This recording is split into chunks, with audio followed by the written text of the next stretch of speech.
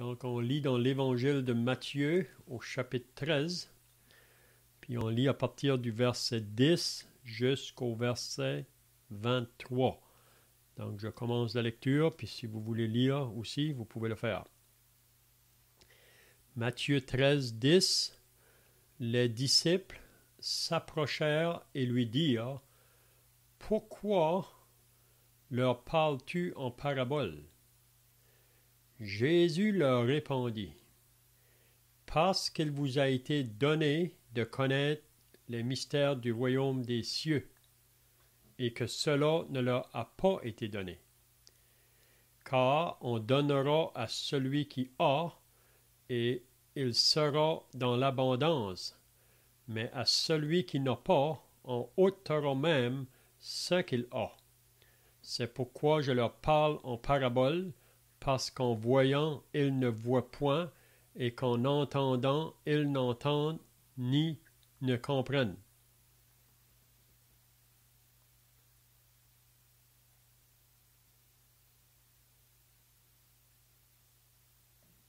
Et pour eux s'accomplit cette prophétie d'Ésaïe. Vous entendrez de vos oreilles et vous ne comprendrez point. Vous regarderez de vos yeux et vous ne verrez point. Car le cœur de ce peuple est devenu insensible. Ils ont endurci leurs oreilles et ils ont fermé leurs yeux, de peur qu'ils ne voient de leurs yeux, qu'ils n'entendent de leurs oreilles, qu'ils ne comprennent de leur cœur, qu'ils ne se convertissent et que je ne les guérisse.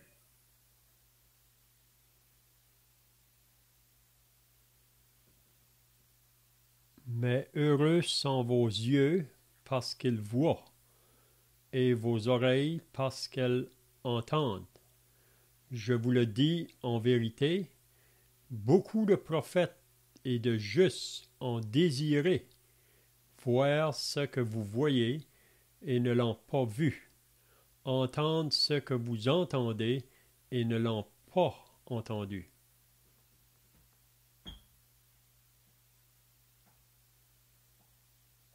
Vous donc, écoutez ce que signifie la parabole du semeur.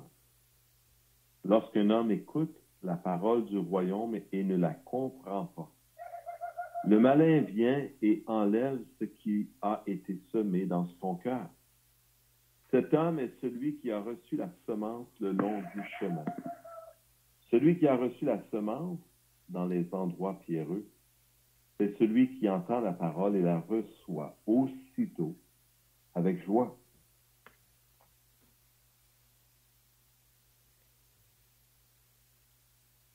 Mais il n'a pas de racine en lui-même.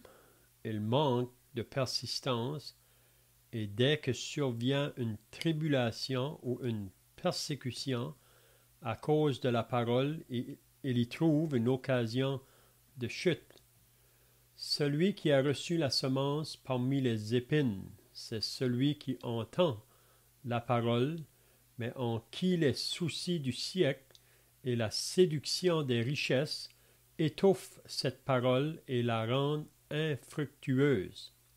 Celui qui a reçu la semence dans la bonne terre, c'est celui qui entend la parole et la comprend.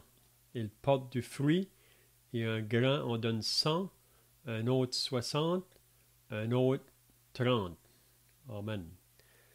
C'est bien, donc, si vous étiez là la semaine passée, on avait regardé quand que Jésus, à un moment donné, là, à la fin du chapitre 12, il était en train d'enseigner la foule, puis sa mère et ses frères sont venus pour lui parler.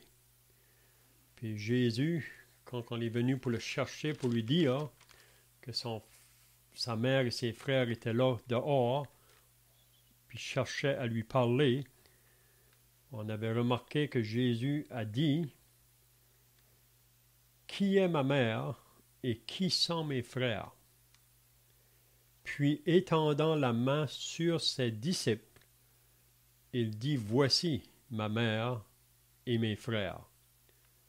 Car quiconque fait la volonté de mon Père qui est dans les cieux, celui-là est mon frère et ma sœur et ma mère. » Donc, Jésus nous révèle dans ses paroles qui sont vraiment sa mère et qui sont ses frères ou qui sont ses sœurs. Ce sont ceux qui font la volonté de son Père qui est dans les cieux. Donc, c'est pas assez de dire « Seigneur, Seigneur ». Vous savez que Jésus a dit dans Matthieu chapitre 7 que ceux qui me disent « Seigneur, Seigneur » n'entreront pas tous dans le royaume des cieux, mais celui-là seul qui fait la volonté de mon Père. Même qu'il a dit après, beaucoup en ce jour-là, donc au jour du jugement, beaucoup vont dire « Seigneur, on a prophétisé en ton nom, on a chassé des démons en ton nom, on a fait des miracles en ton nom. » Mais Jésus va leur dire ouvertement « Je ne vous ai jamais connu. Retirez-vous de moi, vous qui commettez l'iniquité. » Donc, c'est possible d'appeler Jésus notre Seigneur, c'est possible de faire des choses en son nom, mais qu'un jour, Jésus dira « Je ne vous ai jamais connu. » Pourquoi que Jésus va dire cela? C'est parce que on a le Seigneur sur nos lèvres, mais on a aussi la vie du péché dans nos mains. Mais Jésus fait comprendre qu'on ne peut pas avoir les deux. Et c'est pour ça que Jésus a dit à un moment donné que si quelqu'un veut être mon disciple, qu'il renonce premièrement à lui-même, qu'il se charge de sa croix et qu'il me suive. Parce que celui qui voudra sauver sa vie, il va la perdre. Mais celui qui perdra sa vie à cause de moi, la retrouvera. Donc, il y a beaucoup de choses qui peuvent empêcher une âme d'être sauvée. Puis ce soir, on va voir dans la parabole du semeur qu'on a commencé à regarder la semaine passée, là, on va voir les ennemis vraiment qui sont là pour enlever la parole quand elle vient dans une personne là, qui est en train de l'écouter. Donc, qui sont mes frères, qui sont ma mère, qui sont mes sœurs? Donc, ce sont ceux qui font la volonté de mon Père qui est dans les cieux. Donc, on peut se demander chacun de nous la question, est-ce que moi, Jésus peut dire, quand il me regarde, que je suis son frère? Est-ce que toi, quand que Jésus te regarde, est-ce qu'il peut dire que tu es ma sœur ou que tu es ma mère? Mais si oui, c'est parce qu'il y a eu un jour dans la vie qu'il y a eu un moment de repentance et une conversion. Quand on a cru en Jésus, qu'on l'a reçu comme Sauveur et Seigneur. À partir de ce moment-là, on est entré dans la famille de Dieu. L'Esprit de Dieu est venu habiter en nous. Puis par l'Esprit de Dieu, on peut dire non à ce monde, puis dire oui à Christ dans l'obéissance à sa parole. Donc aussi, on avait vu la semaine passée concernant cette parabole que Jésus a mentionnée. Puis on avait dit qu'à partir du chapitre 13, là, il y a, même dans le chapitre 13 lui-même, il y a 7 paraboles que Jésus va mentionner. Puis on avait dit que des paraboles, c'est toujours des histoires de la vie courante que Jésus pouvait prendre pour donner une explication spirituelle. Puis on dit que dans les 4 évangiles, il y a à peu près 35 paraboles que Jésus a mentionnées. Puis la plupart de ces paraboles, Jésus les a expliquées. Donc, il y a des gens parfois qui nous donnent une excuse qu'ils ne lisent pas la Bible parce que c'est tous en parabole. Mais c'est pas vrai. C'est pas tout en parabole. Mais aussi que les paraboles que Jésus a dit, il nous les explique. Donc, on peut les comprendre. Hein? Donc, la parabole du semeur, on avait vu la semaine passée, là. On va juste rappeler un peu qu'est-ce qu'on a vu la semaine passée. C'est que Jésus se trouve devant une grande foule. Puis là, ça nous dit qu'il a monté dans une barque. Puis, il nous a parlé en parabole. Puis, la première parabole qu'il mentionne, c'est la parabole du semeur. Puis, il nous fait comprendre que le semeur, quand il sort, il y a de sa semence qui tombe dans 4 différents terrains. Puis on avait remarqué que dans les 3 premiers terrains où la semence tombe, il n'y a pas de fruit qui va venir. pas de fruit qui va sortir. Ça va produire rien.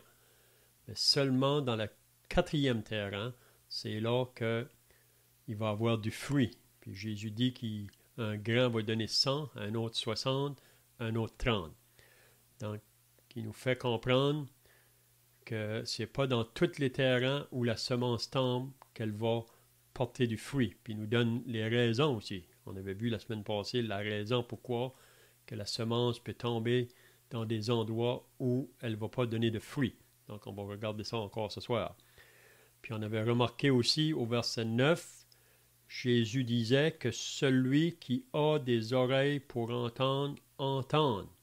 Donc, c'est très important quand on est sous l'écoute de la parole de Dieu d'être attentif, être bien concentré. Pourquoi? Parce que il y a beaucoup de voix qui se font entendre dans ce monde aujourd'hui. Puis on sait qu'en arrière de ces plusieurs voix-là, il y a la voix du malin. Vous savez, il y a une chose que le diable n'aime pas. Il n'aime pas quand que quelqu'un prend du temps pour écouter la parole de Dieu. Puis il va faire tout son possible pour essayer de distraire ou détourner nos pensées ailleurs. Donc c'est pour ça que Jésus dit que celui qui a des oreilles pour entendre, entende. Donc ça veut dire qu'il faut faire attention à ce que Jésus nous dit.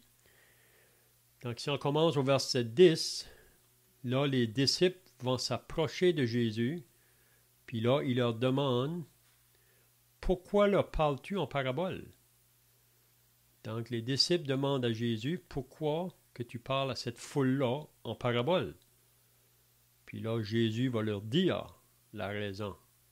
Pourquoi? Hein? Donc, je ne sais pas si quelqu'un a des pensées là, de ce qu'on avait vu la semaine passée jusqu'à maintenant. Sinon, on va commencer ici au verset 10. Là. Oui, je vais revenir peut-être sur le verset 50 du chapitre précédent, Léon, parce que on y lit que c'est celui qui fait la volonté de mon Père, qui est dans les cieux, celui-là est mon frère, ma soeur et ma mère. Ça pourrait laisser entendre à certaines personnes que c'est un salut par les œuvres. Donc, ça dépend de ce que l'on fait. Ça dépend des bonnes œuvres, de la volonté de Dieu. Les gens voient cela souvent comme étant de faire des bonnes œuvres.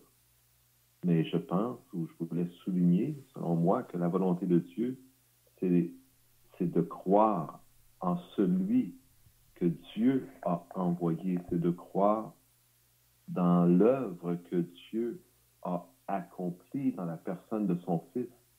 Donc, de croire véritablement que c'est Dieu qui a pris notre destinée en main et qui nous a sauvés.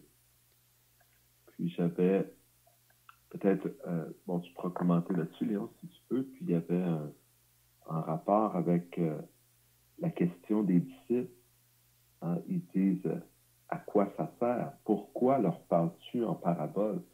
Et on pourrait se poser la question, pourquoi Jésus fait une chose comme ça? Pourquoi, dans l'intention de Dieu, il y aurait cette pensée qu'ils vont entendre, mais qu'ils ne comprendront pas, qu'ils vont voir, qu'ils ont des yeux, mais ils ne verront pas.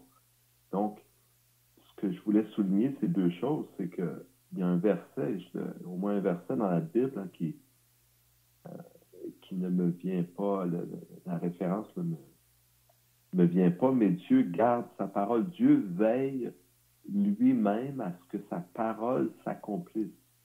Et Jésus cite une prophétie dans cette référence. Et elle doit s'accomplir. Mais ce n'est pas juste le but que la parole s'accomplisse. Et en passant, ça n'enlève rien à la prophétie. Dieu savait ce qui arriverait, il l'a annoncé tout simplement. Comment cela arrive est de peu d'importance parce que ça n'enlève rien à la puissance de Dieu qui voit effectivement les choses dans le futur. Mais ce que je voulais insister aussi, c'est le fait que on doit faire attention, comme tu l'as mentionné, Léon, on ne peut pas négligemment écouter la parole de Dieu et la rejeter. Donc, c'est important qu'on porte attention parce que Dieu peut fermer la porte. Et Dieu peut faire en sorte qu'il vienne un moment où la parole ne nous atteint plus. La parole ne porte plus son fruit en nous. Parce que le but, quand Jésus parle, c'est le but d'instruire les gens. Et on va le voir dans la parabole qu'on étudie ce soir. Que les gens comprennent.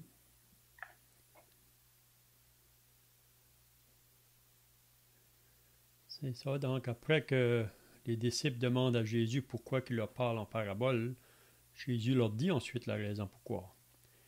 Il va leur dire parce qu'il vous a été donné de connaître les mystères du royaume des cieux. En parlant à ses disciples, il dit vous, il vous a été donné de connaître les mystères du royaume des cieux et que cela ne leur a pas été donné. Puis aussi, quand Jésus parle en parabole, c'est vraiment une manière très simple, mais c'est dans le but là que la foule puisse comprendre, là, la foule qui se trouve là, à ce moment-là. Puis la raison vraiment que cette foule qui était conduite par ces chefs religieux là, qui se trouvaient là dans le temps que le Seigneur était sur la terre, les pharisiens ou les scribes, c'était les dirigeants du peuple, c'était des enseignants, mais eux-mêmes étaient tellement égarés de Dieu, ils avaient une vie religieuse extérieurement, et il y avait une vie religieuse, mais leur cœur était très loin de Dieu. Puis c'est pour ça vraiment qu'ils étaient empêchés de comprendre quand ils entendaient, puis empêchés de voir quand les oreilles entendaient des choses, là. Donc il dit au verset 12, « Car on donnera à celui qui a, et il sera dans l'abondance, mais à celui qui n'a pas, on ôtera même ce qu'il a. » Puis c'est là qu'il dit, « C'est pourquoi je leur parle en parabole. » Pourquoi qu'il leur parle en parabole? Parce qu'en voyant, ils ne voient point, et qu'en entendant, ils n'entendent ni ne comprennent. Et pour eux s'accomplit cette prophétie d'Isaïe. Donc, Isaïe, le prophète, avait prophétisé vraiment la raison pourquoi qu'ils entendent, mais ils ne comprennent pas. Ou qu'ils voient, mais ils ne voient pas. Ils donnent la raison. C'est parce que le peuple s'est égaré de Dieu. Puis si on marche dans un chemin d'égarement, on ne peut pas comprendre les pensées de Dieu ou les voies de Dieu. Ça nous est caché. À moins de venir à une repentance, là, et avec un désir de chercher Dieu, on va rester dans nos ténèbres. C'est pour ça que Jérémie a dit, vous me chercherez et vous me trouverez si vous me cherchez de tout votre cœur. Donc c'est bien de souligner ça. Si vous me cherchez de tout votre cœur. Donc à moins de chercher Dieu de tout notre cœur, l'homme est dans l'égarement. L'homme ne peut pas comprendre, il ne peut pas voir. Puis la raison ici, Ésaïe a prophétisé sur ce peuple-là, parce qu'Israël était vraiment un peuple qui aurait dû comprendre, qui aurait dû voir les choses que Dieu voulait leur communiquer. Mais parce qu'ils se sont égarés, ils ont pris le chemin propre, leur chemin propre, puis on sait qu'ils sont tournés vers des faux dieux, puis quand on va vers les faux dieux, ça nous amène vers toutes sortes d'éloignements vraiment de Dieu. Donc Ésaïe pouvait dire, vous entendrez de vos oreilles et vous ne comprendrez point. Vous regarderez de vos yeux et vous ne verrez point. Puis il dit la raison, car le cœur de ce peuple est devenu insensible. Donc c'est la raison. Puis on peut croire qu'aujourd'hui nous vivons dans un monde qui est aussi dans cette condition-là.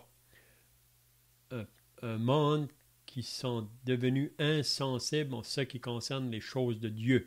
Vous savez, on vit dans un monde où on n'a pas de temps pour Dieu. Et on est tellement occupé à courir ici et là, puis c'est dans le but vraiment d'essayer de satisfaire ce vide qui est intérieur, parce que dans chaque être humain, il y a un vide intérieur, mais l'homme essaie de combler ce vide-là par les choses que le monde a à leur offrir. Puis le moment qu'ils ont la chose qu'ils désiraient avoir, en pensant que cela allait leur amener le bonheur ou combler leur vide, le moment qu'ils ont cette chose-là, le vide est toujours là, dans leur cœur. Il y a seulement une chose qui peut combler le cœur de l'homme ou rendre l'homme heureux, c'est vraiment Dieu et sa parole. Donc, le cœur de ce peuple est devenu insensible. Ils ont endurci leurs oreilles, ils ont fermé leurs yeux. Donc, c'est la condition pour la plupart aujourd'hui. De peur qu'ils ne voient de leurs yeux, qu'ils n'entendent de leurs oreilles, qu'ils ne comprennent de leur cœur, qu'ils ne se convertissent et que je ne les guérisse. Hein? Donc, comme j'ai dit tout à l'heure, à moins qu'on commence à avoir un trouble dans notre cœur, puis on sait que s'il y a un commencement de trouble dans le cœur d'une personne, c'est vraiment le Saint-Esprit qui fait ce travail-là. Vous savez, le Saint-Esprit dans le monde aujourd'hui, c'est de convaincre les personnes en ce qui concerne le péché, la justice et le jugement. Puis comment qu'il le fait, c'est par le moyen de la parole de Dieu. Vous savez que la foi vient de ce qu'on entend de la parole de Dieu. Donc, à moins qu'on a ce désir-là, on va rester dans les ténèbres. Mais là, il dit au verset 16, « Mais heureux sont vos yeux, parce qu'ils voient, et vos oreilles, parce qu'elles entendent. » Donc ici, il parle à ses disciples. Donc, pour tous ceux qui appartiennent au Seigneur, ceux qui ont eu un moment dans leur vie, qui se sont repentis de leurs péchés, puis qui ont mis leur foi dans le Seigneur Jésus-Christ, la raison qu'ils peuvent voir et comprendre, c'est parce qu'ils ont reçu l'Esprit de Dieu. Par l'Esprit de Dieu, ils peuvent comprendre les pensées de Dieu et les voies de Dieu. Hein? Vous vous rappelez que l'apôtre Paul a dit dans 1 Corinthiens, au chapitre 2, en parlant de l'homme naturel et l'homme spirituel. L'homme naturel, c'est l'homme qui n'est pas converti, donc il ne peut pas comprendre les choses de l'Esprit de Dieu. Tandis que l'homme spirituel, c'est celui qui a été converti. Puis la raison qu'il peut comprendre, c'est parce que l'Esprit de Dieu habite en lui. Puis on va juste dire le verset 17, là, il dit « Je vous le dis en vérité, beaucoup de prophètes et de justes ont désiré voir ce que vous voyez et ne l'ont pas vu, entendre ce que vous entendez et ne l'ont pas entendu. » Même ici, Jésus parle des prophètes, de ceux de l'Ancien Testament. Même, ils ont prophétisé beaucoup de choses qui se sont accomplies vraiment quand Jésus vient, puis beaucoup d'autres choses qui vont s'accomplir dans le futur, des choses qu'ils ont dit, mais même il y a des choses que ces prophètes-là ne pouvaient pas pénétrer là, concernant la grâce de Dieu qui allait venir. On lit ça dans l'Épître de Pierre. Si vous lisez ça, là, on mentionne ça dans l'Épître de Pierre au chapitre 1. Mais vous, et donc, on peut dire que la dispensation qu'on est aujourd'hui, la dispensation de l'Église pour ceux qui vont se repentir, qui vont se convertir au Seigneur Jésus-Christ, ils vont avoir des révélations que beaucoup n'ont pas eues dans le passé, là, à cause du Saint-Esprit qui vient, comme j'ai dit, habiter dans la vie de chacun de ceux qui sont sauvés. Donc, je ne sais pas si vous avez d'autres pensées ici ou des questions, là. Sinon, on va commencer au verset 18. Le Seigneur donne l'explication maintenant de la parabole du semeur.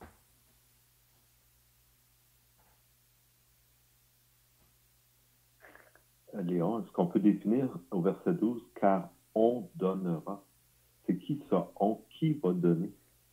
Et de même, il dit à celui qui a, il sera dans l'abondance, mais à celui qui n'a pas, on, encore le on, n'ôtera même ce qu'il a.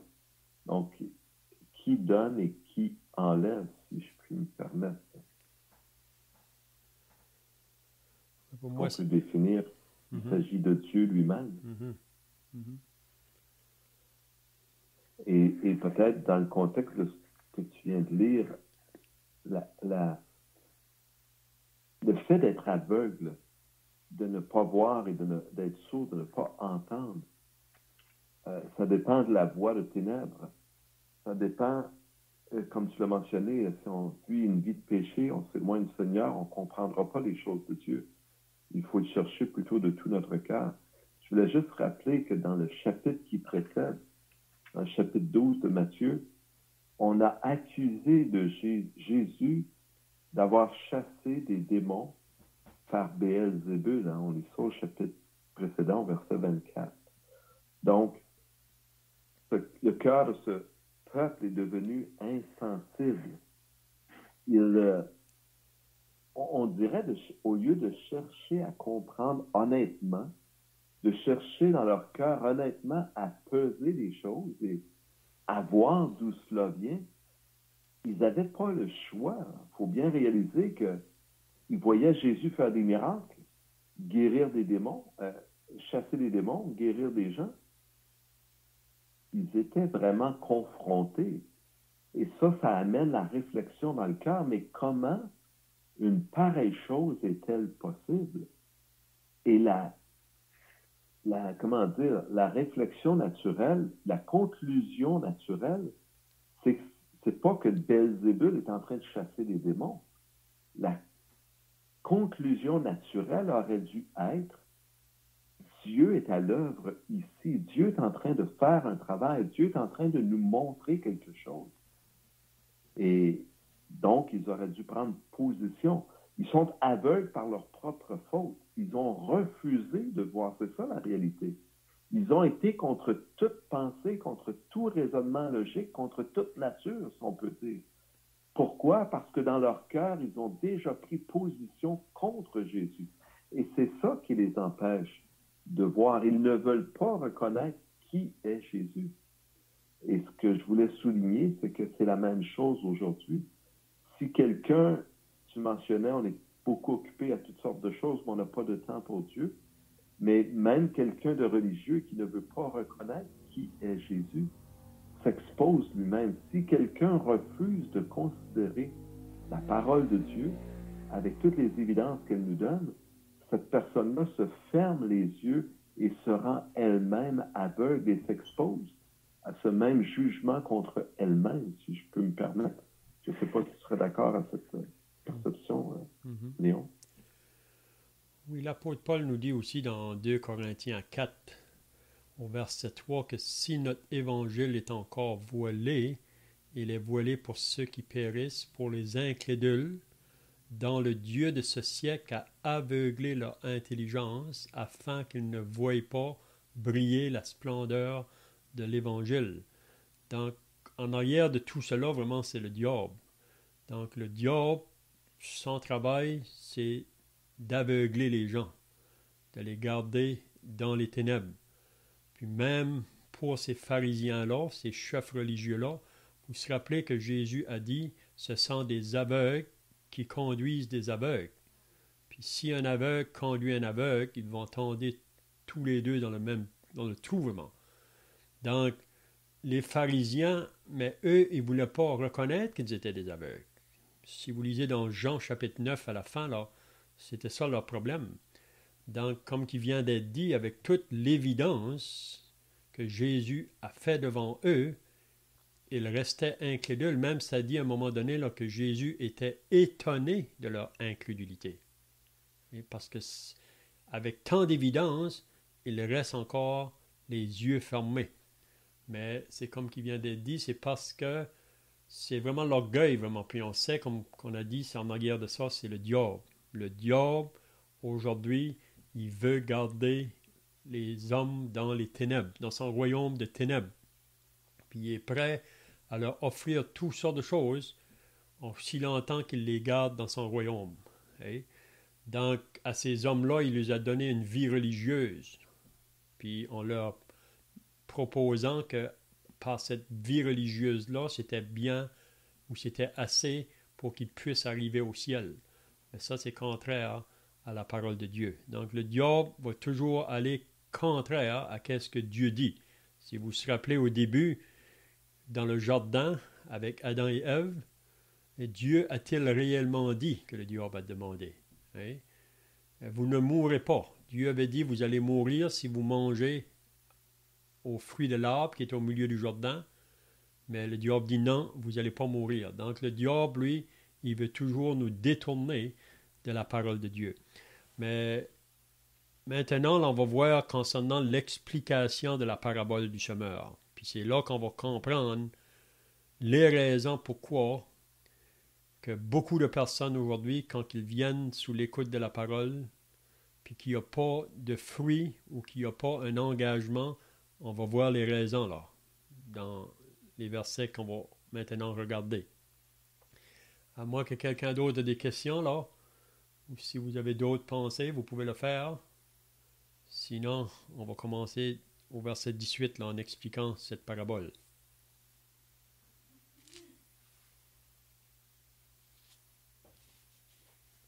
Je voudrais juste souligner tout le privilège que nous avons, hein, parce que Jésus le dit au verset 17, hein, que beaucoup de prophètes et de justes ont désiré voir ce que vous voyez et ne l'ont pas vu, entendre ce que vous entendez et ne l'ont pas entendu.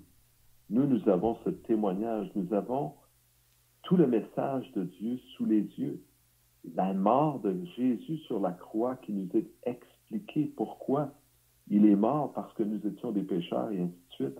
Et nous voyons que tout cela avait été annoncé d'avance par Dieu et que Dieu avait même annoncé d'avance que les Juifs, qui étaient le peuple dont Jésus était, ne le reconnaîtraient pas et le rejetteraient. Et nous avons toutes ces évidences sous les yeux de nous-mêmes et nous avons tout un privilège. Et vraiment, c'est important qu'on ne se ferme pas les yeux sur ces évidences. Il y a une autre chose aussi, que ces prophètes-là, eux-mêmes avaient prophétisé beaucoup là, sur la venue du Messie, du Sauveur. Mais eux-mêmes, ils n'ont pas vu le Messie ou Jésus pendant leur vie. Mais les disciples, eux, Jésus est au milieu des autres. Puis même Jésus a reproché les gens de ces villes-là, là, autour de Jérusalem, qu'ils ont resté incrédules face au Fils de Dieu qui était réellement parmi eux autres, puis même les miracles qu'il faisait. Il pouvait dire qu'il était plus que Salomon, il était plus que Jonas. Il a dit à ces villes-là, là, dans lesquelles il a passé, là, si que ces miracles qu'il a faits là, dans ces villes-là, auraient été faits ailleurs, il y a longtemps que les autres seraient repentis. Mais eux ont resté incrédules face à ces miracles. OK, donc on va au verset 18 maintenant. Il va dire, « Vous donc écoutez ce que signifie la parabole du semeur. » Donc ici, Jésus va donner l'explication de cette parabole. Donc j'espère qu'il n'y a personne de nous, après que, si on a le temps de finir l'explication de la parabole, là, que on ne va pas partir sans avoir eu compris ce que Jésus veut nous dire ici. Donc, vous donc écoutez ce que signifie la parabole du semeur. Donc, si vous avez des oreilles pour entendre, écoutez. Jésus le dit. Donc, il va nous dire, lorsqu'un homme écoute la parole, puis on sait que dans un autre évangile, il nous dit que la parole, vraiment, c'est ça, la semence, ou la semence, c'est la parole de Dieu. Voyez? Donc, lorsqu'un homme écoute la parole du royaume, donc présentement, on est sous l'écoute de la parole du royaume. Lorsqu'un homme écoute la parole du royaume et ne la comprend pas, qu'est-ce qui arrive? Le malin vient, ou le diable, il vient et enlève ce qui a été semé dans son cœur. Cet homme est celui qui a reçu la semence le long du chemin. Donc, si vous vous rappelez, la semaine passée, on avait lu le début de la parabole, puis Jésus disait que quand que le semeur sort pour semer sa semence, une partie tombe sur le long du chemin. Un chemin qui a été battu, qui a été beaucoup marché dessus. C'est un chemin qui est dur. Donc, quand la semence tombe, elle ne peut pas pénétrer. C'est trop dur. Puis ça nous dit que les oiseaux viennent, puis ils la mangent. Donc, elle ne porte pas du fruit. Mais ici, il compare ça à un homme qui entend la parole et qui ne la comprend pas. Puis une des raisons qu'il ne la comprend pas, c'est parce que son cœur est toujours bien endurci aux choses là, de la parole. Puis ça nous dit que le malin vient et enlève ce qui a été semé dans son cœur. Donc, dans un autre évangile, quand il nous parle de cette parabole-là, Jésus dit, ceux qui sont sur le long du chemin, ce sont ceux qui entendent la parole, mais aussitôt qu'ils l'ont entendu, le diable vient et enlève la parole de leur cœur de peur qu'ils ne croient et soient sauvés. Donc, ici, ça représente des personnes sur la terre aujourd'hui.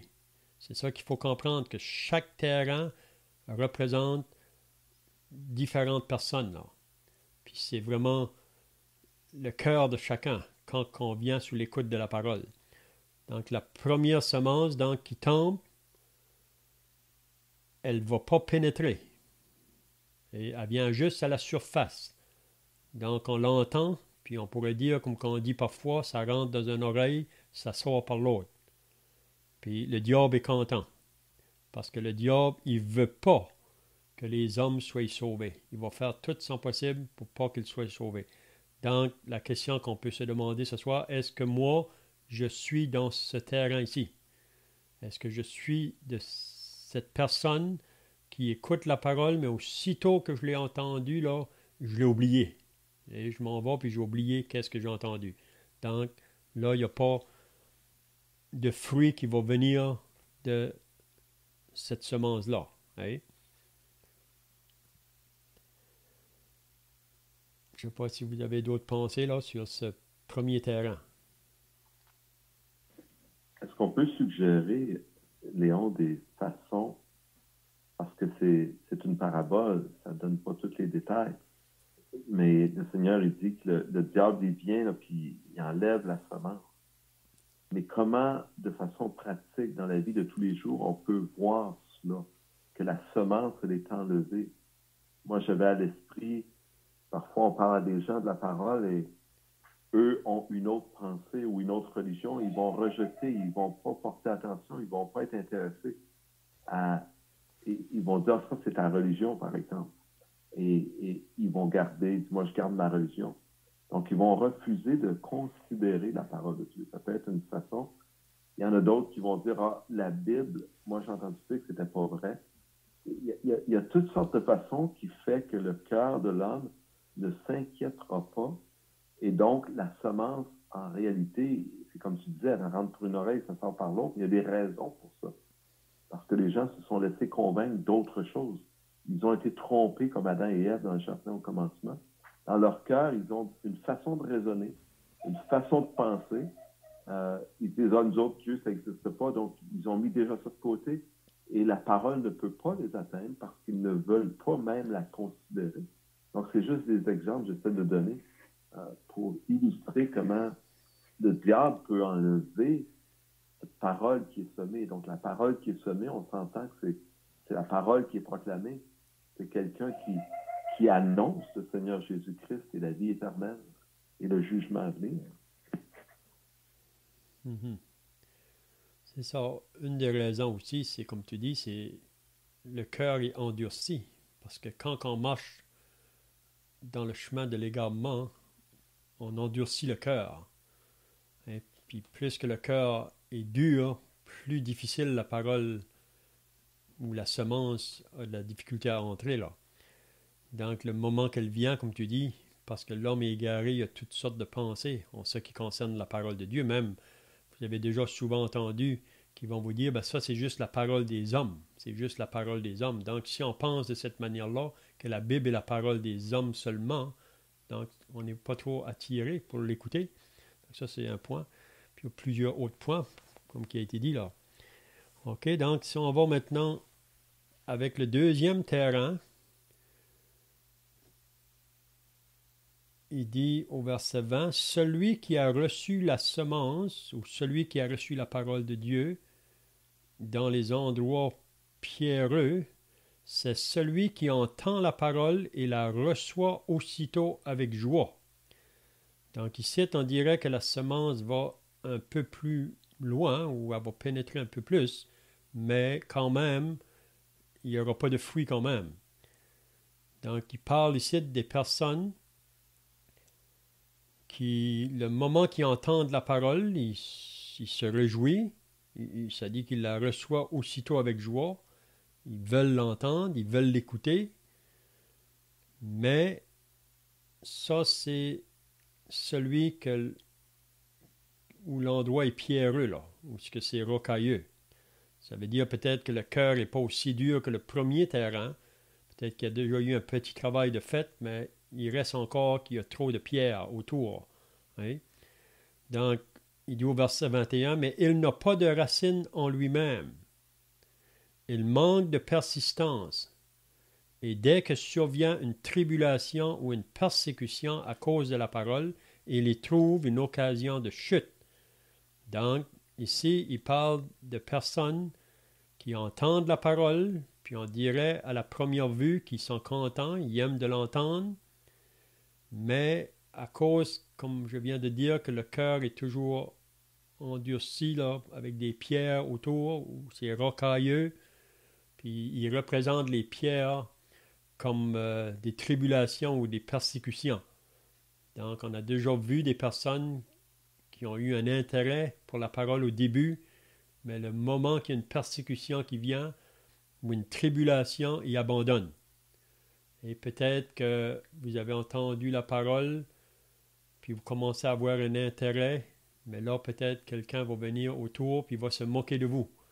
Donc, il va dire, il ne faut pas lire ça. Et vous allez devenir fou si vous lisez ça. Vous pouvez entendre toutes sortes de choses. Même au travail, si vous êtes au travail, puis vous commencez à dire que vous prenez un intérêt à la parole, que vous voulez entendre parler à propos de Jésus, c'est pas longtemps qu'on peut se moquer de vous. Donc, à cause de cela, puis la raison, c'est encore parce que le cœur n'est pas encore prêt, il y a encore de l'endurcissement. Donc, la parole ne va pas faire son travail. Elle va pas, il n'y a pas de racine. Et ça va être arrêté là. Donc, je ne sais pas si vous avez d'autres pensées là.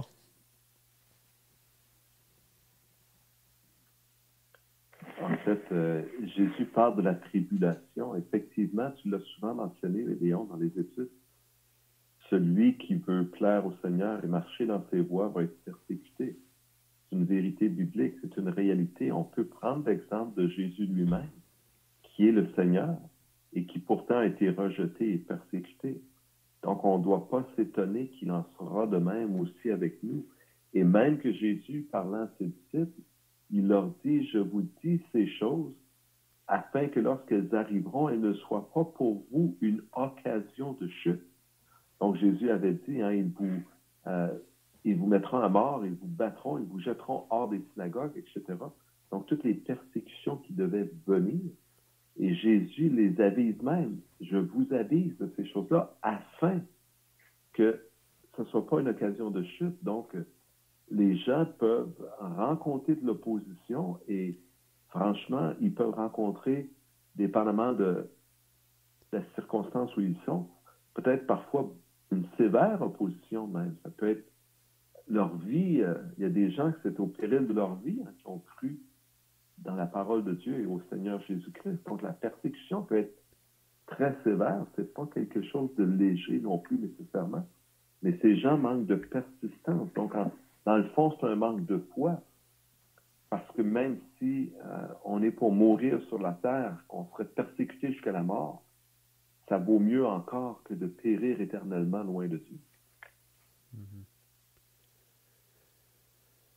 C'est ça, juste l'effet de dire qu'on lit la parole, parce que de lire la parole, vraiment, c'est parce qu'on veut connaître à propos de Dieu ou entendre la parole du Seigneur Jésus.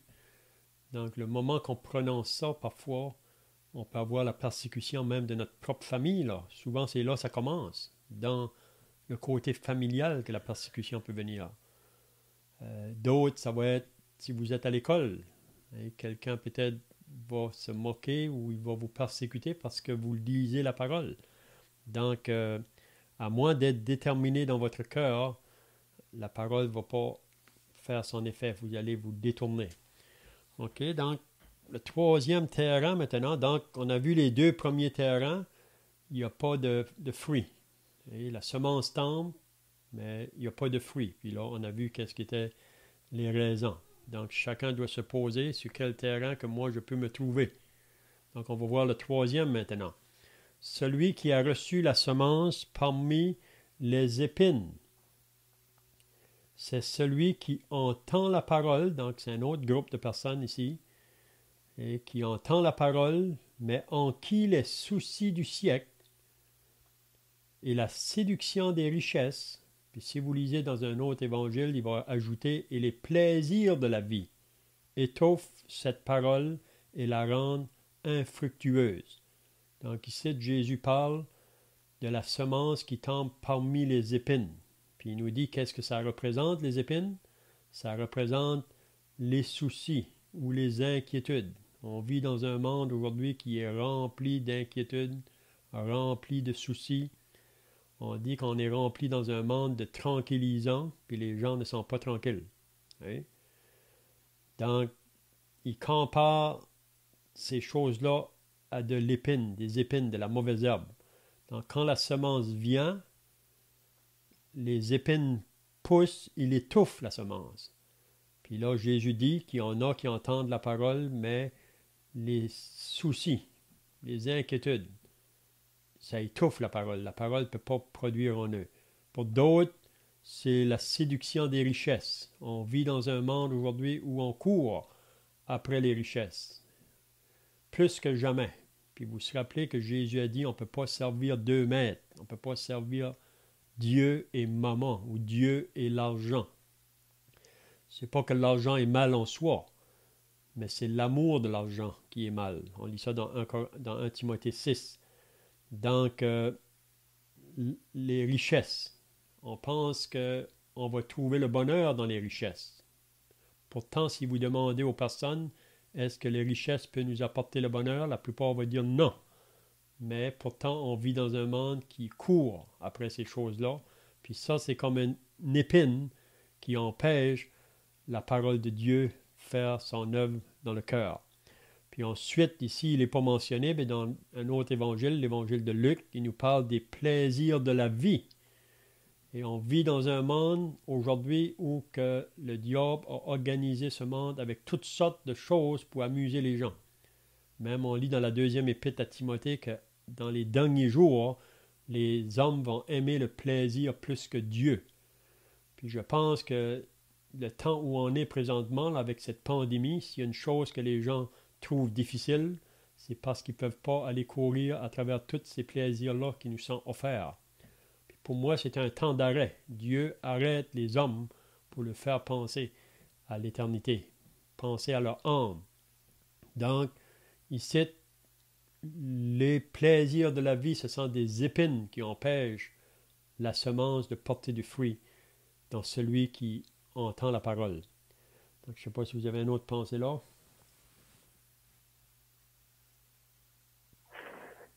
On peut peut-être souligner, Léon, le fait que dans les terres, bon, la première, ça n'a même pas poussé parce que les oiseaux ont enlevé, hein, la semence a été enlevée, il n'y a rien qui a paru, qui a poussé, mais dans les deux autres terres qu'on vient de voir, celle qui est rocailleuse, celle qui a des épines, il semble y avoir un résultat de l'évangélisation, si on veut, de l'annonce de la parole de Dieu.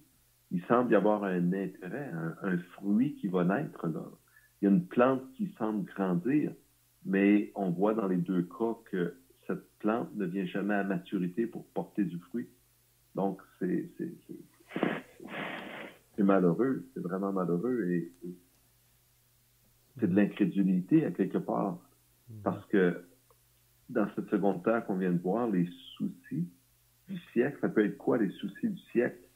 Je vais perdre mon travail ou j'aurai pas assez d'argent ou j'ai pas le temps de m'occuper de ces choses-là, je dois travailler, j'ai trop de choses à faire, etc. On est préoccupé par autre chose que la vie éternelle. C'est incroyable lorsqu'on y pense véritablement et la raison de cela, c'est parce qu'on n'y croit pas trop. Il y a un manque, il y a de l'incrédulité là, qui rentre en ligne de compte à quelque part dans ces choses-là. Et j'ai même entendu des gens qui disaient, ah, ils ont compris, ils ont entendu le message, ils disent, oui, mais je veux vivre ma vie, je m'engagerai avec le Seigneur plus tard. Ils remettent ça à plus tard, comme si c'était une option de pouvoir remettre cela à plus tard, comme si on pouvait faire attendre Dieu. Et on ne se moque pas de Dieu, hein? On ne peut pas remettre à plus tard. C'est maintenant le jour du salut que nous dit la parole, c'est maintenant qu'il faut résolument prendre position pour le Seigneur. Mm-hmm. C'est bien, donc on va finir avec le verset 23, là, ça va mettre la fin de l'explication. Le verset 23, donc, il parle du quatrième terrain. Donc, on a parlé des trois premiers, où la semence a tombé et qui n'a pas porté fruit. Puis, on a vu les raisons. Maintenant, il va dire celui qui a reçu la semence dans la bonne terre. Donc, il nous dit c'est celui qui entend la parole et la comprend. Donc, il arrive à un moment donné qu'il la comprend la parole. Okay?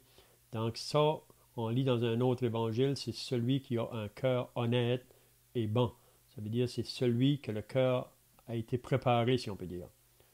Qu'il est prêt à recevoir la parole plus loin que intellectuellement. Vous savez, on peut connaître beaucoup de la parole du côté intellectuel, mais ça, c'est pas assez. Il faut que ça va plus profond. Il faut que ça aille dans le cœur. Puis un cœur qui doit être préparé. Ça veut dire que c'est un cœur vraiment qui a déjà été préparé pour manifester de la repentance, là. Donc, celui qui a reçu la semence dans la bonne terre, c'est celui qui entend la parole et la comprend.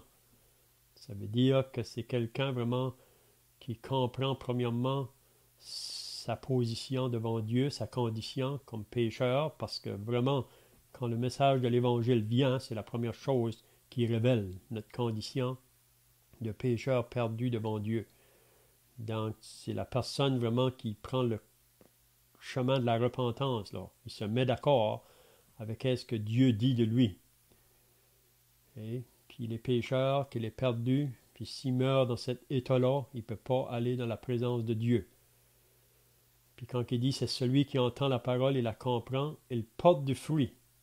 Donc, le moment qu'une âme est sauvée, je crois que c'est à partir de ce moment-là, quand la personne est née de nouveau, la personne a reçu l'Esprit de Dieu, donc c'est la raison pourquoi qu'elle va porter du fruit. Puis ça se fait vraiment au début. Quand une personne est nouvellement sauvée, il y a un changement qui va prendre place. C'est vrai que ça peut varier avec chacun, mais il y a un changement qui va prendre place. Si quelqu'un est en Christ, il est une nouvelle créature. Hein? Donc il porte du fruit, puis il nous dit qu'un grand en donne 100, un autre 60, un autre 30. Donc, on voit qu'il y a différents pourcentages, mais la personne qui a réellement reçu la parole de Dieu, qui l'a compris, qui est née de nouveau, à partir de ce moment-là, elle va porter du fruit pour Dieu. Puis le Seigneur s'attend à ça. Il dit, vous les reconnaîtrez à leurs fruits. Donc, de dire que j'appartiens au Seigneur, que je suis sauvé ou que je suis né de nouveau, mais qu'il n'y a pas de fruits, donc on peut douter. Hein? Vous les reconnaîtrez à leurs fruits. Même on voit dans l'Épître de Jacques que les fruits ou les œuvres, on n'est pas sauvé par les œuvres, mais après qu'on est sauvé, il y a des œuvres qui vont se manifester. Ça, c'est le résultat vraiment du salut. Hein? Bien, je vois qu'on est rendu à la fin de notre explication, là. Donc, je ne sais pas s'il y a des personnes qui ont des questions ou si vous avez d'autres pensées à ajouter. Sinon, chacun ce soir, puis pour les autres qui écouteront par la suite, doivent se poser la question sur quel terrain que moi je suis. Hein? Puis si vous n'êtes pas encore arrivé au 4e terrain, vous ne devriez pas tarder, parce que c'est aujourd'hui, c'est maintenant le temps favorable pour être sauvé, parce que demain ne nous appartient pas. Donc, à moins qu'il y ait quelqu'un qui a d'autres pensées, là, on va terminer par la prière.